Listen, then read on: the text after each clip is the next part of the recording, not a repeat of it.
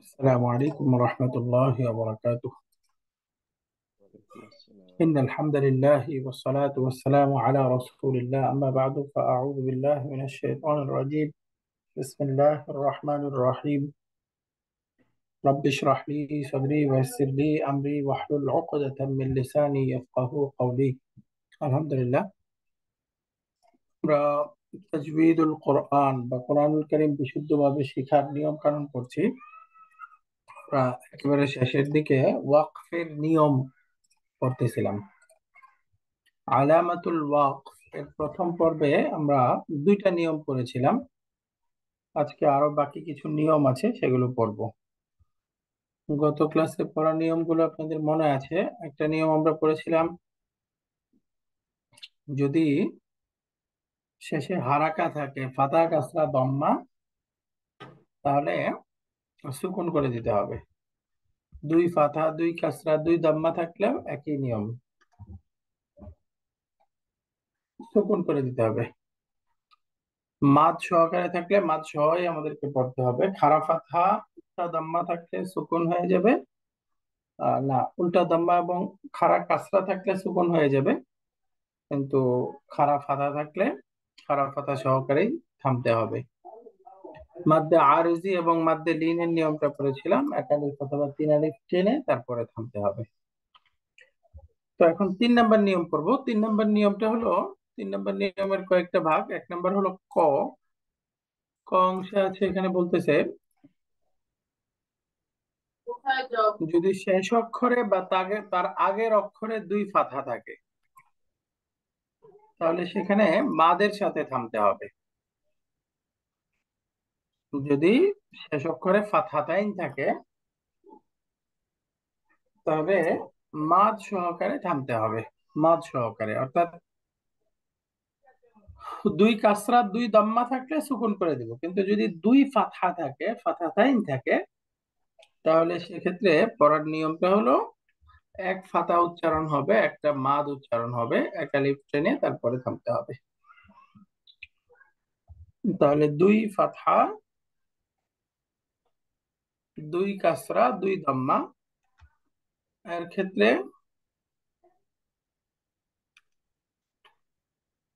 যদি দুই ফাথা থাকে তাহলে মাদের সাথে থামতে হবে, আর দুই কাসরা বা দুই দাম্মা থাকলে সুকুন হয়ে যাবে। যেমন উদাহরণস্বরূপ একটা শব্দ হলো তাওয়াবান। এই যে তাওয়াবান, এখানে যদি আমরা ওয়াকফ করি তাহলে পড়তে হবে তাওয়াবা, তাওয়াবা, এরকম পড়তে হবে তাওয়াবা। তাহলে এখানে দেখেন তাওয়াবান, এই যে ফাতাতাইন আছে, তাহলে এখানে আমরা এক ফাতা উচ্চারণ করতেছি, আলিফ একটা উচ্চারণ করতেছি। এখন পড়বো কি? তাওয়াবা, তাওয়াবা। যেমন আরেকটা শব্দ মা আন, এই যে আমরা শেষ অক্ষরে ফাতাতাইন বা শেষের আগের অক্ষরে ফাতাতাইন বলছি কেন? এই দেখেন তাওয়াবান, এখানে এই যে আলিফ আছে, এই আলিফের মধ্যে কিন্তু দুই ফাতা না, আলিফের আগের অক্ষরটা, এই জন্য বলতেছি শেষের আগের অক্ষরে যদি ফাতাতাইন থাকে অথবা শেষের অক্ষরে। যেমন এই যে মা আন, গোলতা বা হামজা থাকলে ডাইরেক্ট শেষের অক্ষরেই থাকবে। তো এরকম যদি হয় তাহলে এটা পড়তে হবে মা আ, এই যে হামজার পরে একটা আলিফ অ্যাড করে এরকম একটা এক আলিফ টেনে এক ফাতা উচ্চারণ করতে হবে। যেমন হুদান, এই যে শেষের আগের অক্ষরে খারাপ একটা ডটলেস ইয়া আছে, আলিফ মাকসুরা, ওইটার কোনো উচ্চারণ নেই, তো এই জন্য এটা পড়তে হবে ওয়াকফ করলে হুদা। ওয়াকফ করলে কি পড়বো? হুদা। তাহলে 3 নম্বরের ক নিয়মটা হলো, যদি শেষের অক্ষরে অথবা শেষের আগের অক্ষরে ফাথাতাইন থাকে, তাহলে এক ফাথা এক আলিফ টেনে পড়বো। আর যদি কাসরাতাইন বা দুই দাম্মা থাকে, দাম্মাতাইন থাকে, তাহলে সেক্ষেত্রে সুকুন করে পড়তে হবে। কোরআনে কারিমে উদাহরণ, আরো শব্দ দেখাচ্ছে, যেমন মুসাম্মান, এটা ওয়াকফ করলে হবে মুসাম্মা, মুসাম্মা। বিনাহারিন, এই যে বিনাহারিন কাসরাতাইন আছে, তো কাসরা তাইন থাকলে কি হয়ে যাবে? সুকুন। তাহলে এটা পড়তে হবে বিনাহার। বিনাহার। এই যে রা সুকুন, তার পূর্বে ফাথা মোটা করে বিনাহার। বিনাহার। এই যে কাসরা তাইন সুকুন হয়ে গেল। দাম্মা তাইন যেমন দেখেন বাশারুন। বাশারুন। বাশারুন। ওয়াকফ করলে বাশার। বাশার। বাশার। বাশার। তো তিনের ক নিয়মটা কি বলেন তো? যদি কোনো শব্দের শেষের অক্ষরে অথবা শেষের আগের অক্ষরে ফাথা দাইন থাকে, তাহলে মাদ সহকারে থামতে হবে, একালিফ টেনে ওয়াকফ করতে হবে। পক্ষান্তরে কাসরাতাইন বা দাম্মাতাইন থাকলে সুকুন করে দিলেই হবে, সুকুন হয়ে যাবে। কাসরাতাইন বা দাম্মাতাইন থাকলে সুকুন হয়ে যাবে। এখন তিনের খ, যদি শেষে হামজা থাকে, শেষের অক্ষরটা যদি হামজা হয় এবং তাতে দুই কাসরা থাকে অথবা দুই দম্মা থাকে, তাহলে সাকিন হবে। যেটা এর আগেরটাতেই পড়লাম, হামজা থাকলে সাকিন হবে, সাকিন করে পড়তে হবে। হামজার মধ্যে দুই ফাথা থাকলে মাদ হবে, সাকিন কাসরা অথবা দম্মা থাকলে সুকুন হবে। অর্থাৎ এটা অন্য অক্ষরের সাথেও হবে। স্পেশালি হামজা থাকলে আমাদের কনফিউশন হয় যে হামজা এখানে মাদ হবে কিনা। না, ওখানে কোনো মাদ হবে না, সুকুন করে পড়তে হবে। যেমন সু ইন, মাদ্দে মুত্তাসিল, এটাকে থামলে পড়তে হবে সু। সু। মাদ্দে আরজি, মাদের অক্ষরের পরের অক্ষরে আমরা অর্থ করতেছি সু।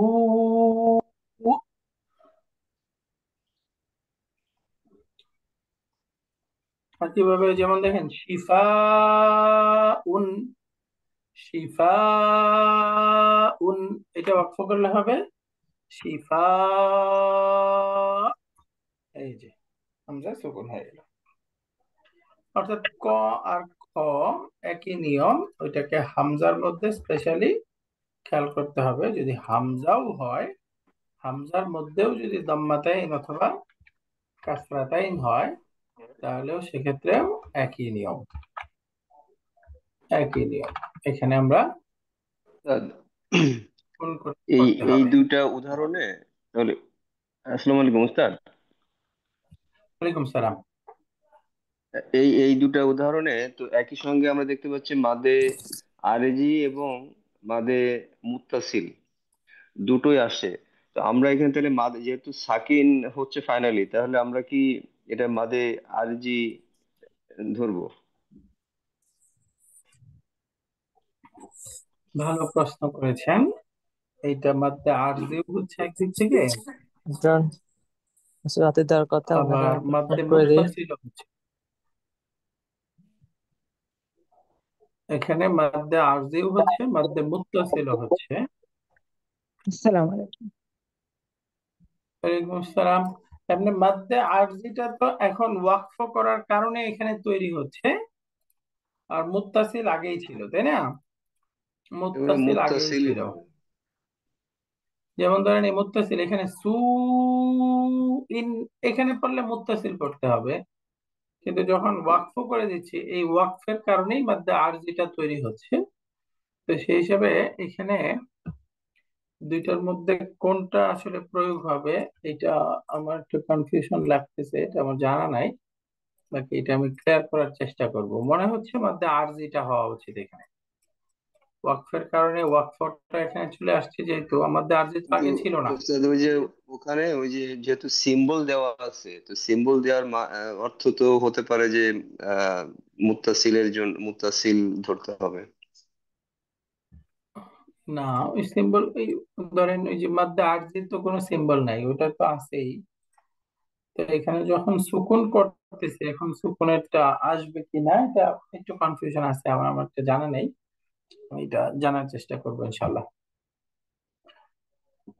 বাকি দুইটার মূল কথা একই, মাদ্দা আরজি যদি আমরা একালিফ টানি তাহলে সেক্ষেত্রে সমস্যা। বাকি তিন আলিফ যদি টানি তখন এই মাদ্দে মুত্তাসিল 6 হারাকা, মাদ্দে আরজিও 6 হারাকা, একই নিয়ম, কাছাকাছি হবে। বাকি ওই যে আমাদের দেশীয় সিস্টেমে বলে মাদ্দে মুত্তাসিল হলো 4 আলিফ, মাদ্দে আরজি 3 আলিফ। আসলে অ্যারাবিক ইনালিফ। নিয়মে জি। 4 আলিফ কোনো মাদ হয় না, সর্বোচ্চ হলো 6 হারাকা। 6 হারাকা মানে ধরেন আমাদের সিস্টেমে ধরলে 3 আলিফ, 4 আলিফ কোনো মাদই হয় না। তো ওই যে এটা আমাদের দেশীয় সিস্টেমে এই ইন্দো পাক বা এই পাক ভারত এই উপমহাদেশে চলে। বাকি আরবরা বলে 6 হারাকা, 6 হারাকা, এবং 6 হারাকা বা 3 আলিফ, এটাই আসলে মেইন ইয়াটা। তো যাই হোক, তারপরে আমি এটা ক্লিয়ার করার চেষ্টা করব। বাকি এখন আপাতত মনে হচ্ছে আমার আরজি হওয়া উচিত, যেহেতু এখানে ওয়াকফের কারণে আরজিটা তৈরি হয়েছে। তো আমরা তিনের ক এবং খ একই কথা, দুই ফাতা থাকলে মাদ সহকারে থামবো, দুই কাসরা বা দুই দম্মা থাকলে সুকুন হয়ে যাবে। ইভেন এটা যদি হামজাও যদি হয় তাহলে সেক্ষেত্রেও সুকুন হবে। এবার তিনের গর মধ্যে আছে, যদি শেষের অক্ষরে গোলতা থাকে তাহলে ওয়াকফ করার সময় এটা আর তা থাকবে না, হা হয়ে যাবে। ওয়াকফের সময় এই হা হয়ে যাবে, এবং এই হাটা সুকুনের সাথে পড়তে হবে। এবং এই ক্ষেত্রে ফাথা, কাসরা, দাম্মা যাই হোক না কেন এর মধ্যে কোনো ভিন্নতা হবে না। গোলতা যদি থাকে তো নিয়ম অনুযায়ী তো ফাতা তাইন থাকলে মাদ হওয়ার কথা, তাই না? দুই ফাতা থাকলে মাদ করে পড়ার কথা। কিন্তু এক্ষেত্রে ফাতা, কাসরা, দম্মা যাই হোক না কেন, ফাতা তাইন, কাসরা তাইন, দম্মা তাইন যাই হোক না কেন, সর্বক্ষেত্রে হা করে সুকুন করে পড়তে হবে। এখানে কোনো ভিন্নতা আসবে না। যেমন আমি বললাম, এই যে দম্মা তাইনের ক্ষেত্রেও এই যে ফাথা, ফাতা তাইন, কাসরা, কাসরা তাইন, দাম্মা, দাম্মা তাইন সব একই। কানাতিল কাদিয়াহ, ইয়াহ, এই যে আমরা এখানে সুকুন, কানাতিল কাদিয়াহ, ইয়াউমুল কিয়ামাহ, ইয়াউমুল কিয়ামাহ, সুকুন হয়ে গেল। আল কারিআহ, আল কারিআহ। যেমন মুসলিমাতান, এটাকে আমরা অক্ষ করলে হবে মুসলিমাহ। অন্য অক্ষরের মধ্যে ফাথা তাইন হলে কি হতো, এক আলিফ টেনে মাদ করে পড়তে হতো, তাই না? মাদ থাকতো এখানে, মাদ্দে ইওয়াজ বলে এটাকে। এক আলিফ টেনে আলিফ বা আলিফ মাকসুরা দিয়ে মাদ করে পড়তে হতো। কিন্তু যেহেতু এটা গোলতা, আর গোলতার ক্ষেত্রে সর্বক্ষেত্রে ফাতাতাইন, কাসরাতাইন, দাম্মাতাইন, দম্মা, ফাতরা, কাসরা যাই হোক না কেন সব অবস্থাতেই সুকুন হয়ে যাবে। ওই জন্য পড়তে হবে মুসলিমাহ, মুসলিমাহ, মুসলিমাহ, এরকম হবে। রাদিয়াতিন, ওয়াকফ করলে রাদিয়াহ, বাদ, রাদিয়াহ, মোটা করে রাদিয়াহ। হাওয়াতুন, ওয়াকফ করলে হাওয়াহ, হাওয়াহ, হাওয়াহ, এরকম। তবে আমাদের 3 নাম্বার নিয়ম এর গ, তৃতীয় অংশে যদি কোনো অক্ষরের শেষে ফাতা তাইন থাকে, অন্য অক্ষর হলে মাদ করে থামতে হবে বাক্যের সময়। কিন্তু অক্ষরটা যদি গোলতা হয় তাহলে সেক্ষেত্রে ফাতা তাইন, কাসরা তাইন, দম্মা তাইন, এক ফাথা, দুই ফাথা, এক ফাথা, এক কাসরা, এক দম্মা সবগুলোর ক্ষেত্রেই একই নিয়ম। একই নিয়ম অর্থাৎ আমরা সুকুন করে পড়তে হবে, এবং গোলতাটা হা হয়ে যাবে। গোলতা তা থাকবে না, তাটা হা হয়ে যাবে। চতুর্থ নিয়ম, চতুর্থ নিয়ম হলো যে কোন অক্ষরের শেষে সুকুন থাকবে, কথার কথা কোন শব্দের শেষে সুকুন থাকবে। সুকুন থাকলে সুকুনই, এখানে আমাদের কোনো পরিবর্তন করতে হবে না, যেভাবে আছে সেভাবে। যেমন শব্দের শেষে আছে আমালাহুম, আমালাহুম, ওয়াকফ করলেও একই অবস্থা। হিসাবিয়াহ, এই যে শেষে সুকুন আছে, তাহলে আমরা ওয়াকফ করবো, সুকুন অবস্থা দিয়ে ওয়াকফ করে দেব, হিসাবিয়াহ, কোনো পরিবর্তন হবে না। 4 নাম্বার নিয়ম, যদি শব্দ আমরা যেখানে ওয়াকফ করব শেষে সুকুন থাকে তাহলে সুকুন বহাল রেখেই ওয়াকফ করতে হবে। এখানে আমাদের কোনো পরিবর্তন করতে হবে না। পাঁচ, পাঁচের কয়েকটা অংশ। 1 নম্বর, যদি শেষের অক্ষরে তাসদিদ থাকে তাহলে তাসদিদ সহই থামতে হবে। থামতে হবে মানে থামার অর্থই তো সুকুন করে দিতে হবে। সুকুন করে দিতে হবে, অর্থাৎ তাসদিদের উপরে যে হারাকা আছে সেই হারাকা উচ্চারণ করা যাবে না। অর্থাৎ তাসদিদের উপরে ফাতা আছে, ফাতা উচ্চারণ হবে না। কাসরা আছে, কাসরা উচ্চারণ হবে না। দম্মা আছে, দম্মা উচ্চারণ হবে না। সবগুলোই সুকুন হয়ে যাবে। যেমন শব্দটা হলো আল মুস্তাকাররু। আল মুস্তাকাররু ওয়াকফ করলে আল মুস্তাকার, এই যে কর, দুইটা রা যেহেতু সুকুনটা একটু ধরে রাখতে হবে। আল মুস্তাকার, আল মুস্তাকার, রাটা একটু ধরে রাখতে হবে। কিন্তু এরকম পড়া যাবে না আল মুস্তাকাররু, দাম্মা উচ্চারণ করে দেওয়া যাবে না, দাম্মাটা সুকুন হয়ে যাবে। আল মুস্তাকার, আল মুস্তাকার। আরেকটা শব্দ হলো আসামিরিয়ু। আসামিরিয়ু, তাহলে ওয়াকফ করলে আসামিরি, রি, এই যে ইয়াটা যেহেতু ডাবল, দুটাই সুকুন, এই জন্য একটু ধরে রাখতে হবে। আসামিরি, রি, রি। আমরা ধরেন যদি একটা ইয়া সুকুন হতো তাহলে তো মাদ হয়ে যেত, সামিরি, এরকম পড়তাম। কিন্তু না, এখানে তাসদিদ সহকারেই ধরে রেখে পড়তো আসামিরি, রি, রি, ডাবল ইয়া উচ্চারণ। 5 নম্বর নিয়ম খ। তাহলে 5-এর কটা আরেকবার পড়ি। যদি শেষের অক্ষরে তাসদিদ থাকে তাহলে তাসদিদ যুক্ত অক্ষরটাকে সুকুন করে ওয়াকফ করতে হবে। তাসদিদ এর উপরে যে হারাকা থাকবে সেই হারাকাটা উচ্চারণ করা যাবে না। যেমন আল মুস্তাকার, আস-সামিরি, সেক্ষেত্রে ডাবল সুকুন হওয়ার কারণে একটু ধরে রেখে পড়তে হবে, আওয়াজটা একটু ধরা থাকবে মাখরাজে। 5 নম্বর নিয়ম খ। নুন আর মিম তাসদিদ যুক্ত অবস্থায় যদি নুন মিমের মধ্যে আমরা থামি, ওয়াকফ করি, তাহলে গুন্না সহকারেই থামতে হবে। অর্থাৎ এর মধ্যে যে ওয়াজিব গুন্নাটা আছে, ওয়াকফের কারণে ওয়াজিব গুন্না বাতিল হবে, গুন্না সহকারেই থামতে হবে। যেমন আল গাম্মি, ওয়াকফ করা ছাড়া পড়তেছিলাম আল গাম্মি, এই যে কাসরা উচ্চারণ করছি। কিন্তু যখন আমরা ওয়াকফ করে দিব আল গাম, এই দেখেন ধরে থাকলাম শুধু আল গাম, আর হারাকা উচ্চারণ করা যাবে না। ফাতা কাসরা দাম্মা যাই থাকুক উচ্চারণ করা যাবে। যেমন জান্নুন, এই যে জান্নুন, এখন ওয়াকফ করলে জান, এই যে ওয়াকফ সহকারে জান। 5 খ। ওয়াজিব গুন্নার দুইটা অক্ষর নুন মিম তাসদিদ যুক্ত শব্দ, সেখানে ওয়াকফ করলে ওয়াকফের নিয়ম অনুসারে সুকুন করে দিব, হারাকা উচ্চারণ করব না। বাকি যেহেতু এখানে ওয়াজিব গুন্না আছে এজন্য গুন্না সহকারে থামতে হবে, গুন্নাটা বাদ হবে না। এখানে বলেন তো, এই যে জানুন, এই শব্দটা মাদ হয়েছে, এটা কি মাদ? এইটা উম মাদ্দে লাজিম।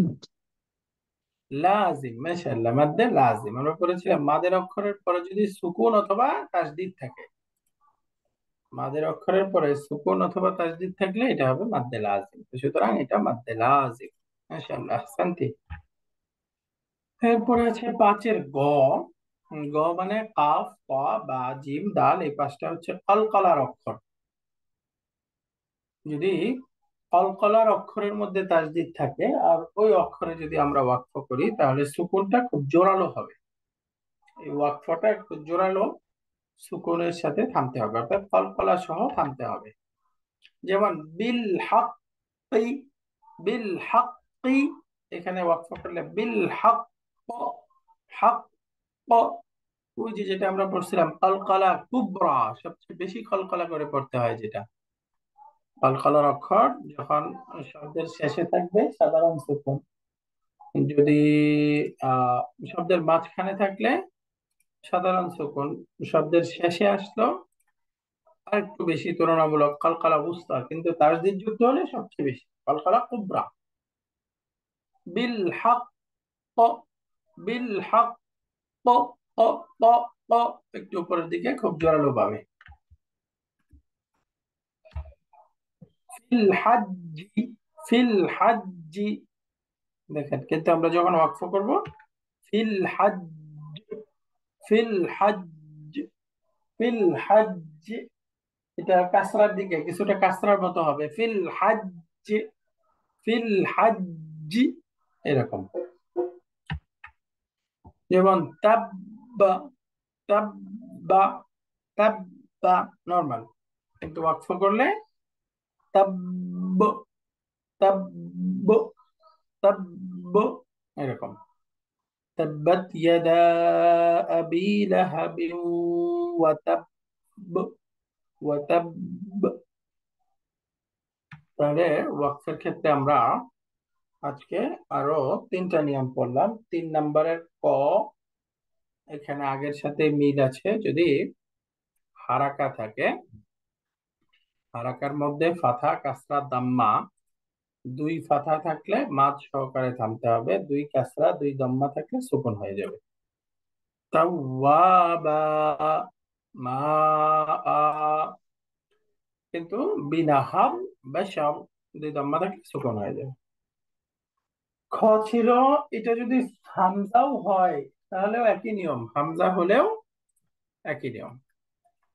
গ ছিল গোলতা, গোলতার মধ্যে যাই হোক ওয়াকফের সময় সুকুন করে দিতে হবে। 2 ফাথা 2 কাসরা 2 দাম্মা, 1 ফাথা 1 কাসরা 1 দাম্মা, সুকুন যাই হোক তাকে তা থেকে হা বানিয়ে দিতে হবে, এবং সেটা সুকুন হয়ে সুকুন করেই পড়তে হবে, কোনো তারতম্য নেই। খ, যদি আমরা ওয়াজিব গুণার অক্ষর নুন মিমের মধ্যে তাসদিদ করি তাহলে গুণা করেই থামতে হবে। গ, কলকলার অক্ষরের মধ্যে তাসদিদ সহকারে ওয়াকফ করলে কলকলাটা একটু বেশি সর্বোচ্চ জোরালো করে করতে হবে। আলহামদুলিল্লাহ, মোটামুটি আমাদের তাজবিদের নিয়মগুলো শেষ।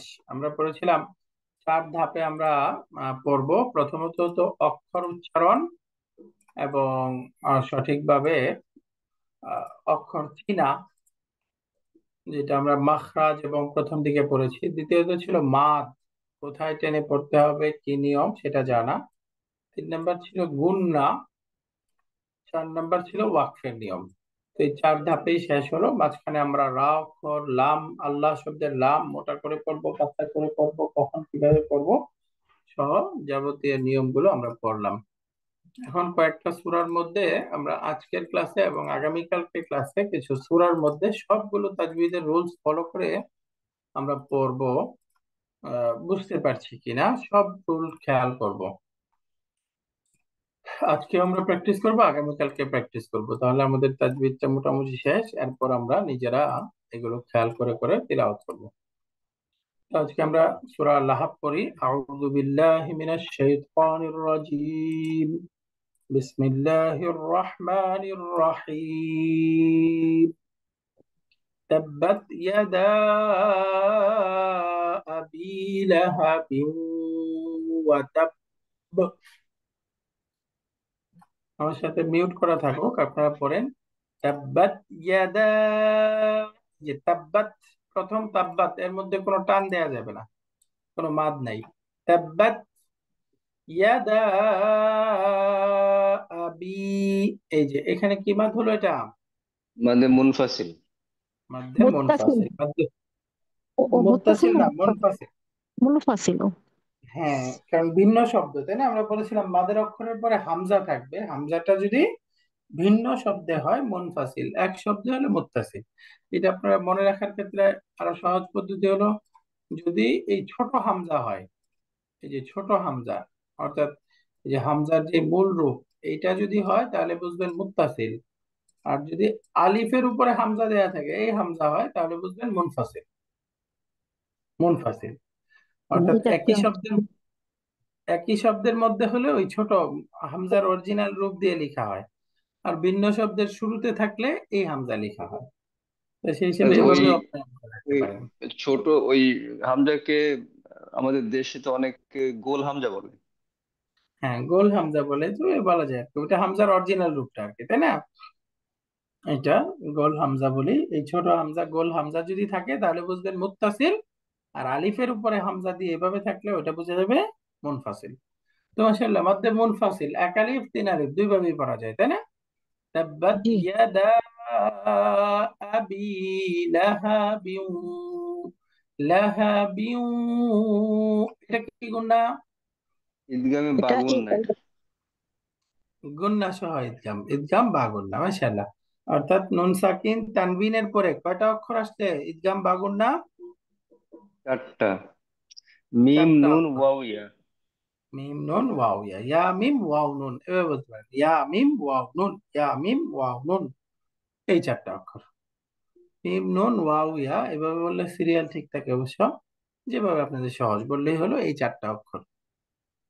পরবর্তী শব্দের প্রথম অক্ষরে তাসদিদ হবে, মিলায়া গুণনা সহকারে পড়তে হবে, ইদগাম বা গুণনা। ওয়াতাব, এই যে আমরা ওয়াকফ করতেছি হলো কলকলার অক্ষরে, তাসদিদ সহকারে, এই জন্য সর্বোচ্চ কলকলা হবে। তাব্বাত ইয়াদা আবি লাহাবিন ওয়া তাব। তো পড়ার সৌন্দর্যটা বা ভুল শুদ্ধটা সবচেয়ে বেশি হয় যেটা, যেখানে মাদ হবে টানতে হবে, যেখানে মাদ হবে না টানা যাবে না। তাব্বাত ইয়া, এই যে ইয়ার মধ্যে কোনো টান নাই। আবি, এই যে হামজার মধ্যে কোনো টান নেই। লাহাবিন, কোনো টান নেই। ওয়া তাব্বা, কোনো টান নেই। তো যেখানে মাদ নাই ওখানে যেন কোনোভাবেই মাদ না হয়ে যায়, তাহলে পড়ার সৌন্দর্য নষ্ট হয়ে যায়। তাব্বাত ইয়াদা আবি, আবি, এটা কি মাদ? ইয়ামাদ। ইয়া মাদ, বেসিক মাদ, তাই না?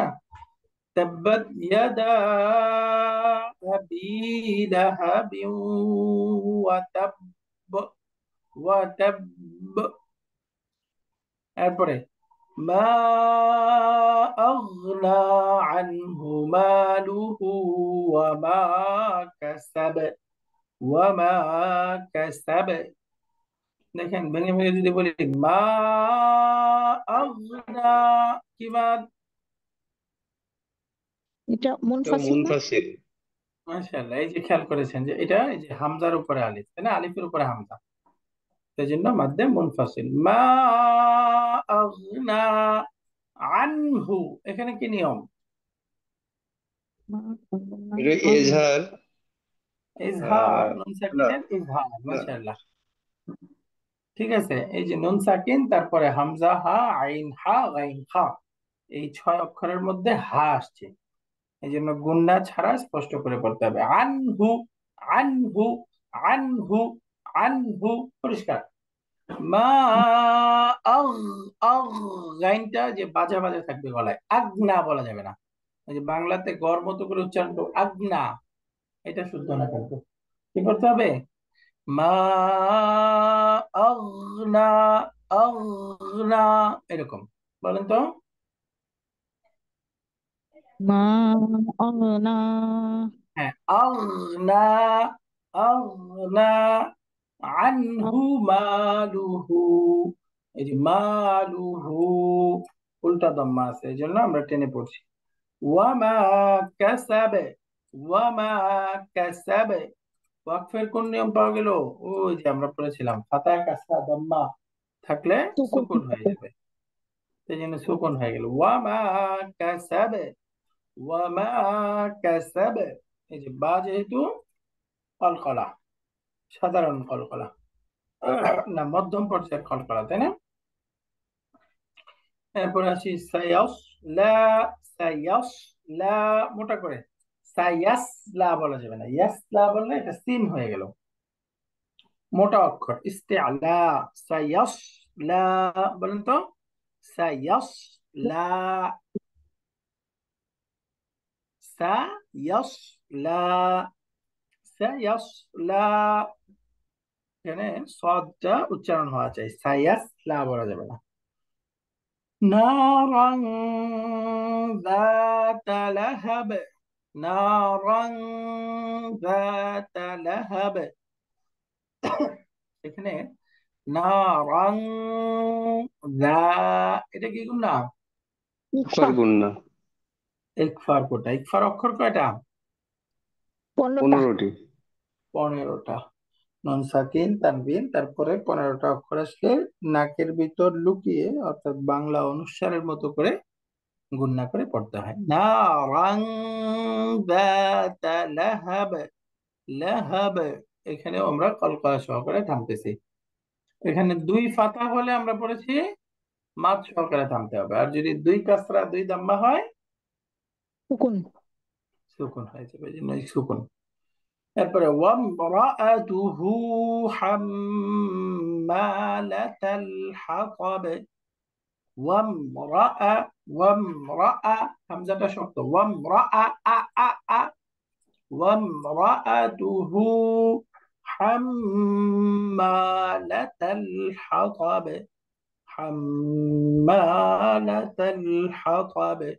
লাতা, এই যে হাম্মা লাতা হয়ে যায়, ওই পরের অক্ষরে ত আছে, ত আগে থেকে উচ্চারণ করবে, এই জন্য পরের তাটাও ত হয়ে যায়। হাম্মা লাতাল হাতাব, এরকম এইটা পড়া যাবে না, প্রথমটা তা, এই জন্য হাম্মা লাতাল হাতাব, হাতাব, হাতাব, কলকলা।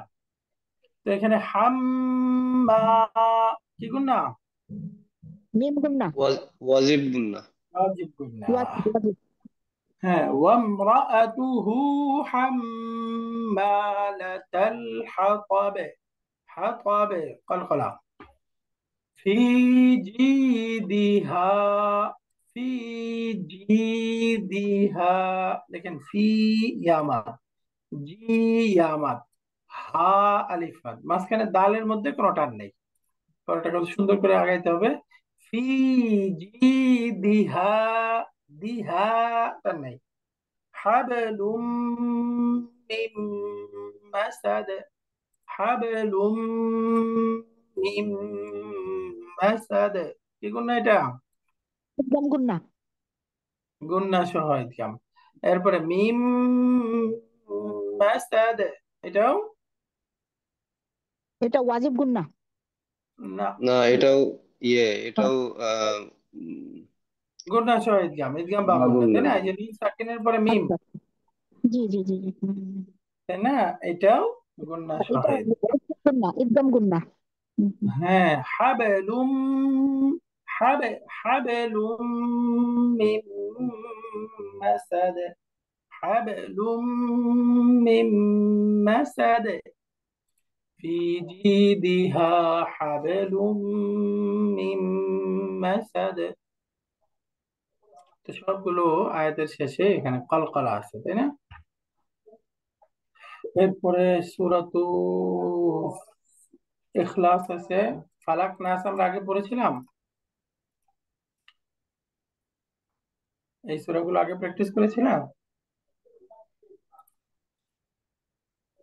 আচ্ছা, আরেকবার পড়ে ফেলি, অসুবিধা নেই, কালকেও আমরা প্র্যাকটিস করবো, আমাদের তাজবিদের রুলস শেষ, এখন শুধু প্র্যাকটিস। আপনারা এখন নিজেরা নিজেরা পড়তে থাকবেন, আমরা এই 2 দিন দেখাই দিচ্ছি। বিসমিল্লাহির রহমানির রহিম, কুল হুয়াল্লাহু আহাদ, আহাদ, আহাদ, কলকলা, হুয়াল্লাহু, এই যে আল্লাহ শব্দের তাজদীদের ডানে ফাতা আছে, ফাতা দাম্মা থাকলে মোটা, কাসরা থাকলে পাতলা, তাই না? قل জি জি। هو الله أحد। এরপরে আল্লাহু সামাদ, আল্লাহু সামাদ, সামাদ, কলকলা। লাম ইয়ালিদ ওয়া লাম ইউলাদ, এই যে সুকুন থাকলে ওয়াকফের সময় সুকুনই থাকবে। লাম ইয়ালিদ ওয়া লাম ইউলাদ, লাম ইয়ালিদ, এই যে কলকলা, ওয়া লাম ইউলাদ। মাঝখানের এই ডালটার কলকলা তুলনামূলক এই শেষেরটার চাইতে কম হবে, তাই না? একটা হলো মাঝে আর একটা হলো শেষে। لم يلد ولم يولد لد ولم يكن له كفوا أحد। এই যে লাম ইয়ালিদ, কি কি নিয়ম পাওয়া গেল? কলকলা। এটা কলকলা একটা পাওয়া গেল, ঠিক আছে। আর কি নিয়ম আছে এখানে? ওই মিম সাকিন মিমের পড়ার আগে নিয়মে ওটা মিম এজহার। সাকিনের পূর্বে জবর স্যার। মাশাআল্লাহ, মিম এজহার। তারপরে যদি আহ মিম আর বা বাদে অন্য 26টা অক্ষর আসে, তাই না? তাহলে সেক্ষেত্রে ইজহার, গুণনা করা যাবে না। লাম ইয়ালিদ, পরিষ্কার লাম ইয়ালিদ, এরকম করা যাবে না। অনেকে গুণনা করে পড়ি আমরা, লাম ইয়ালিদ না, লাম ইয়ালিদ ওয়ালাম ইউলাদ ওয়ালাম ইয়াকুল লাহু কুফুয়ান আহাদ ওয়ালাম ইয়াকুন লাহু। এই যে এখানেও সেম, লাম ইকদম ইয়া ইজহার, ঈদগামে বিলা এরপর গুণ নাই। কুল লাহু, এটা কি গুণনা? লাম ইয়াকুল লাহু, এটা কি নিয়ম? বেসিক।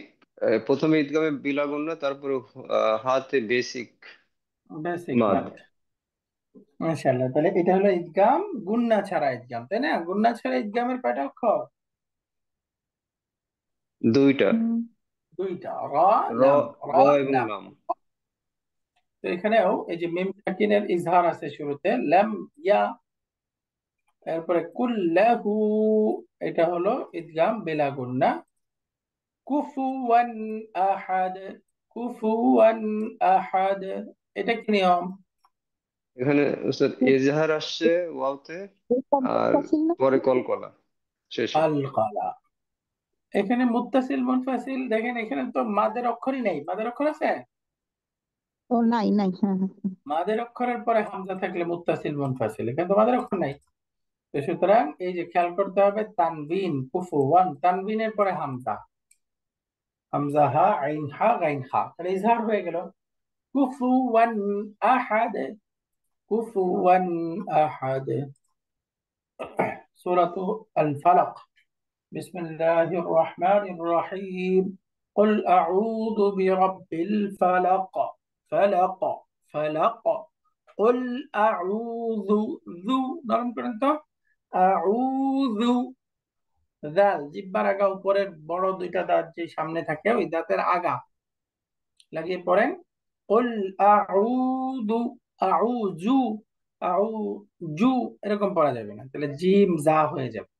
দালের উচ্চারণটা নরম, জিহ্বার আগা দাঁতের আগার সাথে লেগে। কুল আউযু বিরাব্বিল ফালাক, ফালাক, ফালাক, কলকলা, আউর মধ্যে বেসিক মাদ আছে। এরপরে মিন শাররি মা খালাক, এই যে ওয়াকফ করতেছি সুকুন, মিন শাররি মা খালাক, উচ্চারণ শুনে বুঝে গেছেন কি কোনটা এটা? ইকফা। ইকফা। ওয়া মিন শাররি গাসিকিন ইযা ওয়াকাব, ওয়া মিন শাররি, এটাও ইকফা। গাসিকিন ইযা, এখানে কি কি নিয়ম আছে? হুম, এজহার। তাহলে ইজহার, তানবিনের পরে কাসরা, তাই না? কি বলে, তানবিনের পরে হামজা, ইজহার। ইজহার। ওয়া মিন শাররিন নাফাসাতি ফিল উকাদ, ওয়া মিন শাররি, ইকফা। এরপরে শাররিন না, এটা কি গুন্না? এটা ওয়াজিব গুণ না। ওয়াজিব গুন্না, রাইট। ওয়া মিন শাররিন নাফাসাতি, উচ্চারণ করেন, নাফাসাতি, অর্থাৎ ফা এবং সা দুইটাই বেসিক মাদ, আলিফ মাদ সমান উচ্চারণ হবে। শুরুতে না এবং তি শেষে, এটা কোনো টান হবে না। আমার সাথে বলেন, ওয়া মিন শাররিন নাফাসাতি, নাফাসাতি, ওয়া মিন শাররিন নাফাসাতি ফিল উকাদ, উকাদ। একজন উচ্চারণ করে আয়াতটা পড়েন, একজনের কাছ থেকে শুনি। মাশাআল্লাহ, একজন পড়েন, পড়েন, কে পড়বে? এই যে শোনানোর সময় সবাই ভয় পায়, ভুল হোক অসুবিধা কি? অসুবিধা নেই, পড়েন, ভুল হোক অথবা ভুল আমি হবেই কেন, সূরা মাশাআল্লাহ, বলছি আপনার স্যার। সুন্দর করেন। জি, শুকরান, পড়েন স্যার, পড়েন। أعوذ بالله من الشيطان الرجيم. بسم মাশাআল্লাহ। হুম। الله الرحمن الرحيم. قل أعوذ না, এই برب আয়াতটা, الفلق. স্যার এই আয়াতটা, ওয়া মিন শাররিন নাফা, এই আয়াতটা। ومن ومن شر النفاثات في العقد. আহসানতা। উকাদে, উকাদে কলকলা, ফিল عقد. উকাদে, ফিল ومن উকাদে। شر النفاثات في العقد. হ্যাঁ, নুনের গুণাটা আরেকটু বেশি। ওয়া মিন শাররিন, এই দেখেন সমান সমান, ওয়া মিন শাররিন। আবার হ্যাঁ। ومن شر النفاثات في العقد. হ্যাঁ, ইকফাটা অনুস্বারের মতো যেন হয়, ওয়া মিন, মিন, মিন, নুনটা পরিষ্কার হবে না। আবার পরে। ومن شر النفاثات في العقد. মাশাআল্লাহ, পারফেক্ট।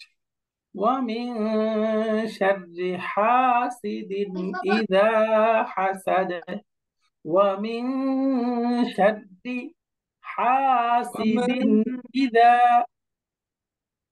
ومن شر حاسد إذا حسد. হাসাদ, হাসাদ। حسد. ওয়া মিন শাররি, এখানে যেন কোনোভাবে থেমে না যায়, টান না হয়ে যায়। ومن شر حاسد إذا حسد। ومن شر حاسد إذا حسد.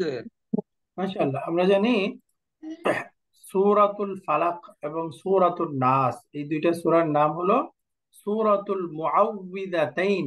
কি নাম বলেন তো? সূরাতুল মুআউযিযাতাইন। এই দুইটা সূরা আল্লাহ পাক নাজিল করেছেন বিভিন্ন অনিষ্ট থেকে আমরা যেন রক্ষা পাই, হেফাজতে থাকি।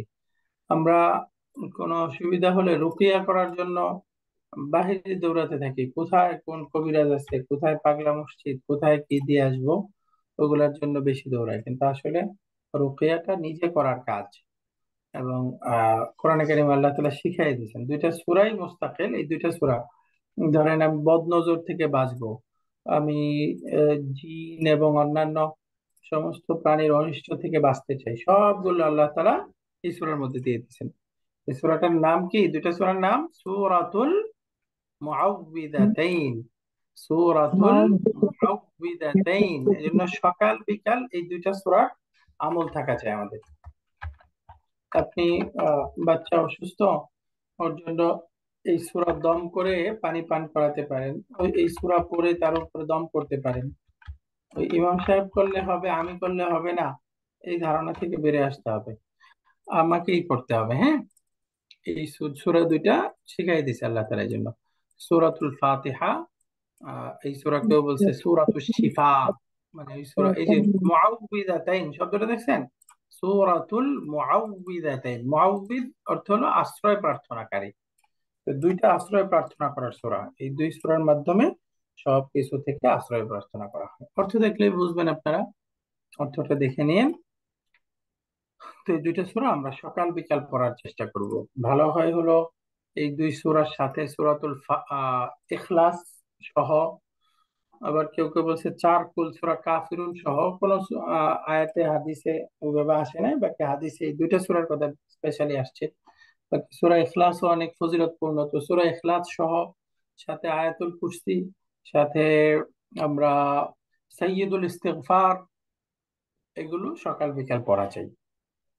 ইনশাআল্লাহ আল্লাহ তাআলা আমাকে সবকিছু থেকে হেফাজত করবেন। জাদু, হ্যাঁ, জিনের আসর, এরপরে মানুষের বদ নজরের ইয়া থেকে, হিংসা, হিংসার কারণেও কিন্তু আহ, ক্ষতি হয়। তো এই সব কিছু থেকে আল্লাহ তাআলা হেফাজত করবেন। এই দুইটা সূরা বিশেষভাবে পড়া চাই। সূরাতুন নাস, বিসমিল্লাহির রহমানির রহিম। قل أعوذ برب الناس ওয়াজিব গুণা, মালিকিন নাস ওয়াজিব গুণা। বলেন তো নাস কি বাদ এটা? মাদে আরজি। মধ্যে আরজি, মাশাআল্লাহ। ইলাহিন নাস, সবগুলো হলো মধ্যে আরজি, সাথে হলো ওয়াজিব গুণা। এই আয়াতটা খেয়াল করে পড়েন। মিন শাররিল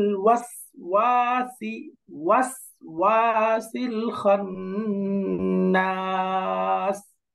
খান, এই যে ওয়াজিব গুণা, খান্নাস, এই যে এটা হয়ে গেল মাদ্দা আরজি। ইলাহিন নাস মিন শাররিল ওয়াসওয়াসিল খান্নাস আল্লাযী ইউওয়াসউিসু।